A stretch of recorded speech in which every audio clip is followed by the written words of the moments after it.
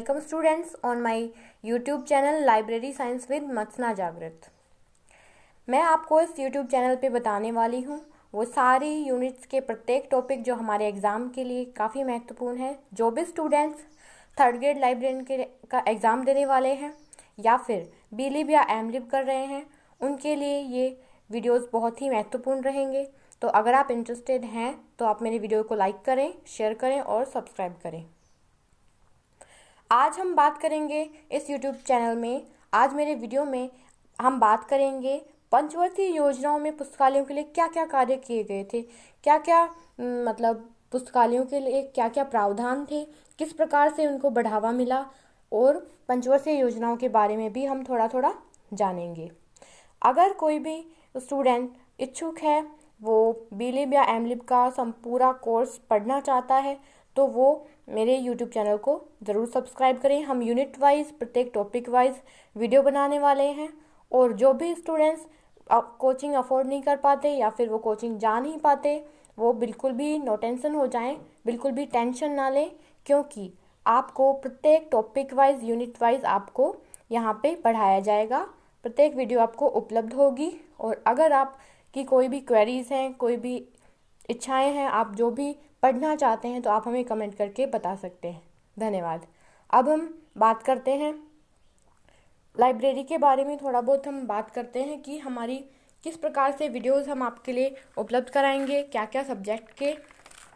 तो जैसे हम जानते हैं हमारे लाइब्रेरी साइंस में 5 यूनिट हमारी चलती हैं, जिसमें से फर्स्ट जो यूनिट होती है वो हमारी है लाइब्रेरी के लिए पुस्तकालय एवं सूचना विज्ञान की नींव। तो ये जो टॉपिक है ये काफ़ी महत्वपूर्ण है और काफ़ी इजी है। तो इसका हम पहले तो आपको टॉपिक वाइज स्टडी करवाएंगे, बाद में एमसीक्यू के माध्यम से प्रत्येक क्वेश्चनों का आपको हल करवाया जाएगा। जो दूसरी यूनिट है वो है पुस्तकालय वर्गीकरण एवं सूचीकरण। लाइब्रेरी का ये जो दूसरी यूनिट है वो है क्लासिफिकेशन एंड कैटालॉगिंग। जो थर्ड यूनिट है वो है पुस्तकालय संगठन एवं प्रबंधन और जो चौथी यूनिट है वो है संदर्भ एवं सूचना सेवा। जो पुस्तकालय प्रबंधन है, लाइब्रेरी मैनेजमेंट, और ये संगठन जो हमारा ये लाइब्रेरी संगठन और प्रबंधन है ये काफ़ी इम्पोर्टेंट है। और फिफ्थ जो हमारी यूनिट है वो है कंप्यूटर की। इसके अंदर हम बात करेंगे क्या क्या ओपन सोर्स सॉफ्टवेयर हैं, क्या क्या इसमें कंप्यूटर का क्या क्या योगदान रहा है लाइब्रेरी के क्षेत्र में। तो आइए हम बात करते हैं। हमारा आज का टॉपिक है पंचवर्षीय योजनाओं में पुस्तकालय का विकास किस प्रकार हुआ। जो ये आज हम प्रथम पंचवर्षीय योजना के बारे में पढ़ रहे हैं। प्रथम पंचवर्षीय योजना का कार्यकाल रहा है 1951 से 1956। हम थोड़ा बहुत इस पंचवर्षीय योजना के बारे में जानते हैं। इसका जो मॉडल था, ये प्रथम पंचवर्षीय योजना किस पे आधारित थी? हेराल्ड डोमर मॉडल पे आधारित थी। इस पंचवर्षीय योजना में प्राथमिकता दी गई थी कृषि को। जैसे कि हम जानते हैं भारत में अब तक 12 पंचवर्षीय योजनाएं लागू हो चुकी हैं, जिनके बीच में 7 साल का योजना अवकाश जिसे हम कह सकते हैं। विश्व में सबसे पहले पंचवर्षीय योजनाएं जो लागू की गई थी वो सोवियत संघ रूस में चलाई गई थी। उसी की तर्ज पे भारत में भी पंचवर्षीय योजनाएं चलाई गई योजना आयोग द्वारा। और जो हम जानते हैं कि विश्व में सबसे पहले 1927 से 1972 के मध्य में स्टेलिन द्वारा पंचवर्षीय योजना चलाई गई थी। तो जैसे कि हम कह सकते हैं कि विश्व में पंचवर्षीय योजना का जनक कौन था? स्टेलिन। और भारत के संदर्भ में अगर देखा जाए पंचवर्षीय योजना का जनक कौन है तो वो है पंडित जवाहरलाल नेहरू। पंचवर्षीय योजनाएं आर्थिक नियोजन हेतु चलाई गई थी। और ये जो अब हम बात करते हैं प्रथम पंचवर्षीय योजना के बारे में, जिसका कार्यकाल था 1951 से 1956। अब हम देखेंगे कि इसमें पुस्तकालय के क्षेत्र में क्या क्या योगदान रहा और क्या क्या प्रावधान इसमें थे, किस प्रकार से बढ़ावा दिया गया। जो फर्स्ट पॉइंट आता है वो आता है जिला पुस्तकालयों की स्थापना। प्रथम पंचवर्षीय योजना थी इसमें अधिक से अधिक जिला पुस्तकालयों की स्थापना की गई थी। इस योजना का उद्देश्य जिला पुस्तकालयों की स्थापना करना था। पुस्तकालयों के विकास के लिए 1 करोड़ रुपए का इसमें प्रावधान किया गया। इस योजना में 1956 तक केवल 9 राज्यों में राज्य केंद्रीय पुस्तकालय तथा 96 जिला पुस्तकालयों को कार्यरत किया गया था। इस वक्त पुस्तकालयों का पुस्तकालयों को ज़्यादा बढ़ावा नहीं दिया गया था, क्योंकि बहुत कम लोग साक्षर थे। अधिक से अधिक लोगों को साक्षर करने के लिए काफ़ी कोशिशें की जा रही थी। अब हम बात करेंगे द्वितीय पंचवर्षीय योजना के बारे में। द्वितीय पंचवर्षीय योजना का कार्यकाल था 1956 से 1961। जो मैं आपको ये बातें बता रही हूँ, ये प्रत्येक एग्ज़ाम के लिए काफ़ी इम्पोर्टेंट है। आप मेरे इन टॉपिक्स को नोट डाउन कर सकते हैं, स्क्रीनशॉट ले सकते हैं। द्वितीय पंचवर्षीय योजना काफ़ी महत्वपूर्ण पंचवर्षीय योजना रही है। इसमें देश में काफ़ी विकास हुआ है, आर्थिक विकास हम कह सकते हैं। ये जो द्वितीय पंचवर्षीय योजना थी, इसका कार्यकाल था 1956 से 1961 और इसका मॉडल था पीसी महालनोबिस मॉडल, प्रशांत चंद्र महालनोबिस मॉडल से हम कह सकते हैं। इस पंचवर्षीय योजना में प्राथमिकता दी गई थी उद्योगों को। ये जो द्वितीय पंचवर्षीय योजना थी, इसमें अधिक से अधिक उद्योगों को प्राथमिकता दी गई थी। इसी कारण इसमें देश में काफ़ी आर्थिक विकास हुआ। इसीलिए भारत का आर्थिक संविधान भी इस परियोजना को कहा जाता है। इसमें पुस्तकालयों के विकास हेतु काफ़ी अच्छे अच्छे कार्य किए गए, जिनमें से मुख्य है विकास हेतु 1 करोड़ 40 लाख रुपए का प्रावधान था इसमें, और असम तथा उत्तर प्रदेश को छोड़कर 320 जिला पुस्तकालयों का एक नेटवर्क स्थापित किया गया। अब हम बात करेंगे तृतीय पंचवर्षीय योजना के बारे में। ये तो हम सभी जानते हैं कि तृतीय पंचवर्षीय योजना अब तक की सबसे विफल योजनाओं में थी, और जो सबसे सफल योजना मानी जाती है वो है 8वीं पंचवर्षीय योजना। क्या आपको पता है, अब पंचवर्षीय योजना का चलन बंद हो चुका है। अब लास्ट जो 12वीं पंचवर्षीय योजना थी वो 2017 तक थी। अब पंचवर्षीय योजनाएं नहीं चलाई जा रही। तृतीय पंचवर्षीय योजना का जो कार्यकाल था वो था 1961 से 1966। इसका जो मॉडल था वो था सुखमय चक्रवर्ती मॉडल था। क्या था? सुखमय चक्रवर्ती मॉडल पे ये आधारित थी। इस पंचवर्षीय योजना में प्राथमिकता दी गई थी कृषि तथा उद्योग क्षेत्र को। जैसा कि मैंने बताया, ये पंचवर्षीय योजना विफल रही थी। इसके मुख्य 3 कारण थे। पहला कारण था भारत चीन युद्ध 1962, भारत पाकिस्तान युद्ध 1965 और भीषण अकाल जो 1965 में था, वही इसकी विफलता के मुख्य कारण थे। और 1964 में एक वर्किंग ग्रुप ऑफ लाइब्रेरी बनाया गया था श्री VKV राव की अध्यक्षता में। ये जो ग्रुप था, ये प्रत्येक राज्य में पुस्तकालय के पुस्तकालय को बढ़ावा देने के लिए, पुस्तकालय शिक्षा को बढ़ावा देने के लिए काफ़ी कार्य किया करता था, और पुस्तकालय कर्मचारियों को शिक्षित करने का भी इसका कार्य था।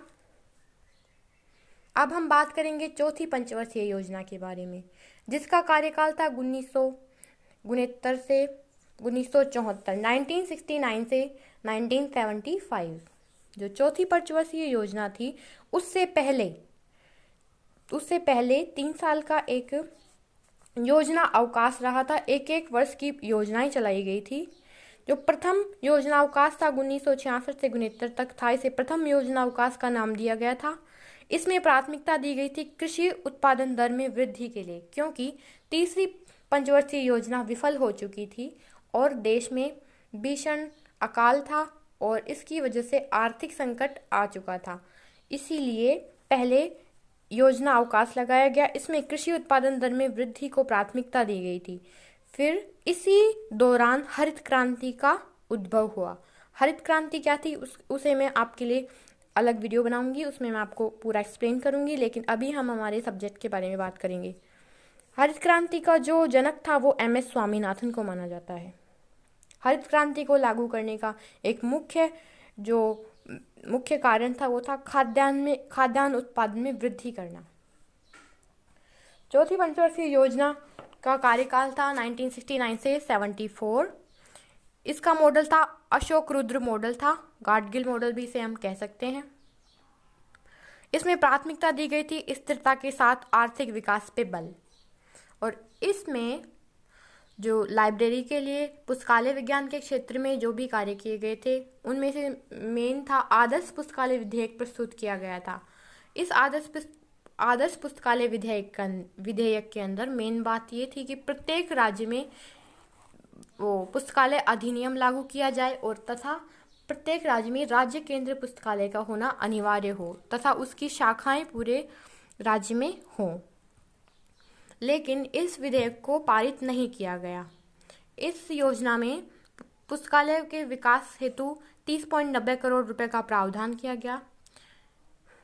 प्रत्येक राज्य में ग्रंथालय अधिनियम पारित करने हेतु जोर दिया गया। अब हम आते हैं 5वीं पंचवर्षीय योजना के बारे में पढ़ते हैं, जिसका कार्यकाल था 1974 से 1979, लेकिन इसे एक साल पहले ही ख़त्म कर दिया गया था क्योंकि ये जो पंचवर्षीय योजना थी ज़्यादा चल नहीं पाई थी। इस समय इसे समाप्त करने का एक मुख्य कारण था कांग्रेस सरकार की जगह पे जनता सरकार का आ जाना, भी इसका एक कारण माना जाता है। और इस पंचवर्षीय योजना में जो प्राथमिकता दी गई थी वो दी गई थी गरीबी उन्मूलन को।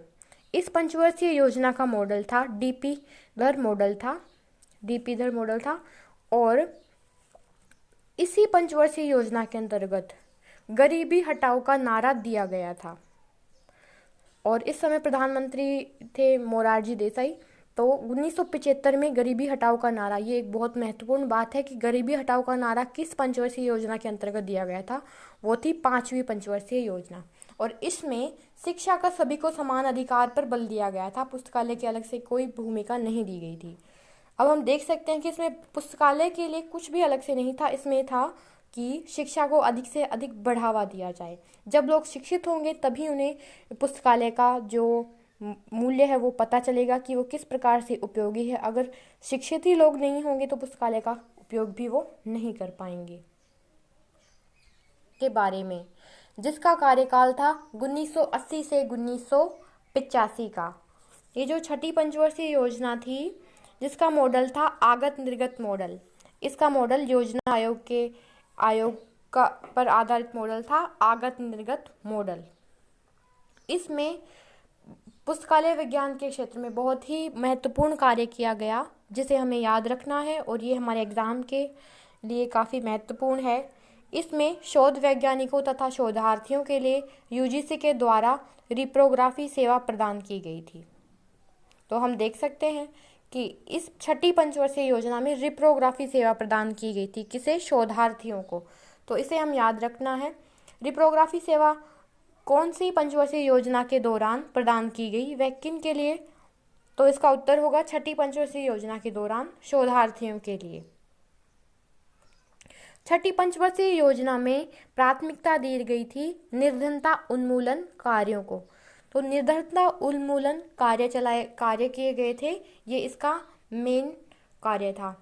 अब हम बात करते हैं 7वीं पंचवर्षीय योजना के बारे में। 7वीं पंचवर्षीय योजना का कार्यकाल था 1985 से 1990। इसमें मिसप्रिंट हो चुका है तो आप इस पे ध्यान दें।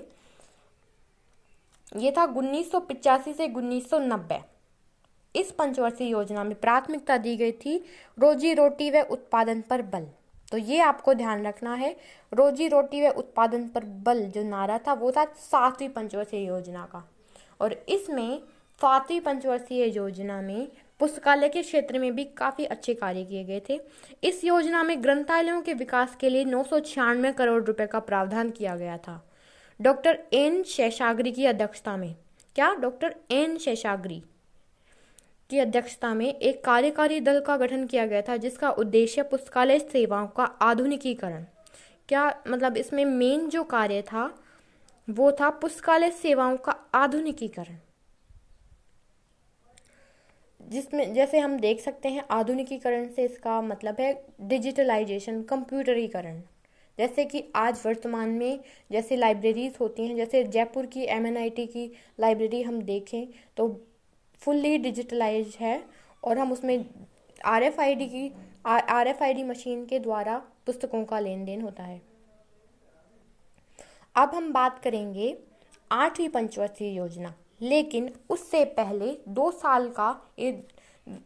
साल की एक एक वर्ष की ये जो योजनाएं आई थी, इनके बारे में बात करेंगे। इनमें लाइब्रेरी के क्षेत्र में, पुस्तकालय विज्ञान के क्षेत्र में कोई भी कार्य नहीं किया गया था। और इसमें 24 जुलाई 1991 को आर्थिक सुधार का दौर इसे कहा गया था। इसमें आर्थिक सुधार के कार्य किए गए थे। 8वीं पंचवर्षीय योजना का जो कार्यकाल था वो था 1992 से 1997। देखिए इसमें ये गलत लिखा हुआ है, 1992 से 1997, आप इसको ठीक कर लें। 8वीं पंचवर्षीय योजना का जो कार्यकाल था वो था 1992 से 1997।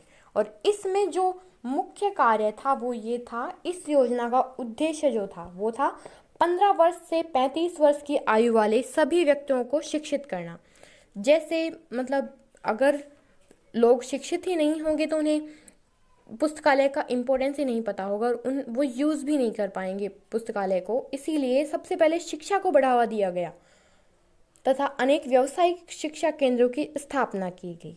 इस उद्देश्य की पूर्ति के लिए विद्यालयों, महाविद्यालयों तथा सूचना प्रणाली के राष्ट्रीय आयोगों की स्थापना भी इसी पंचवर्षीय योजना के दौरान की गई थी। अब हम बात करेंगे नवीं पंचवर्षीय योजना के बारे में, जिसका कार्यकाल था 1997 से 2002। ये जो नवीं पंचवर्षीय योजना थी, इसका जो नारा था, स्थिरता के साथ आर्थिक विकास पर बल। नवीं पंचवर्षीय योजना का नारा क्या था? स्थिरता के साथ आर्थिक विकास पर बल। इसमें जो पुस्तकालय विज्ञान में, पुस्तकालय के क्षेत्र में जो कार्य किए गए थे वो इस प्रकार थे।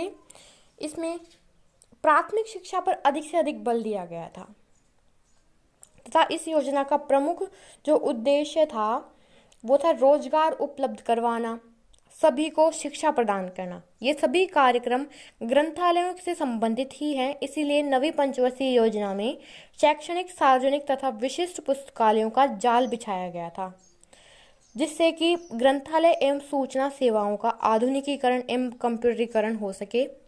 डेटा बैंकों की स्थापना इसी में की गई थी तथा पुस्तकालयों को समवर्ती विषय के रूप में मान्यता दिलाने का प्रयास किया गया था। हम जैसे कि जानते हैं, ये जो पुस्तकालय हैं ये समवर्ती सूची के ही विषय हैं। इन्हें राज्य और केंद्रीय दोनों के विषय हैं, इसीलिए पूरी सूची के विषय हैं। अब हम बात करते हैं 10वीं पंचवर्षीय योजना के बारे में। 10वीं पंचवर्षीय योजना जो थी, इसमें पूरी तरीके से ये लाइब्रेरीज को कंप्यूटराइज करने के लिए इस क्षेत्र में कार्य किया गया था। 10वीं पंचवर्षीय योजना का कार्यकाल था 2002 से 2007। इसका जो नारा था, समावेशी विकास पर इसमें बल दिया गया था। किस पे? समावेशी विकास पर बल। काफ़ी एग्जाम में पूछ लिया जाता है कि 10वीं पंचवर्षीय योजना या फिर समावेशी विकास पर बल, ये नारा कौन सी पंचवर्षीय योजना में दिया गया? तो वो दिया गया था 10वीं पंचवर्षीय योजना में, समावेशी विकास पर बल। इसमें कंप्यूटर के उपयोग को बढ़ावा दिया गया तथा पुस्तकालय क्षेत्रों में डिजिटलाइजेशन किया गया। ग्रामीण क्षेत्रों में पुस्तकालयों का विकास किया गया। 11वीं पंचवर्षीय योजना वह योजना थी जिसमें ग्रामीण स्तर पर जो पुस्तकालय थे उनको बढ़ावा दिया गया। तो इसी के अंतर्गत हम जानते हैं कि ग्रामीण क्षेत्रों में भी धीरे धीरे पुस्तकालयों को बढ़ावा दिया गया था। अब हम बात करेंगे 11वीं पंचवर्षीय योजना।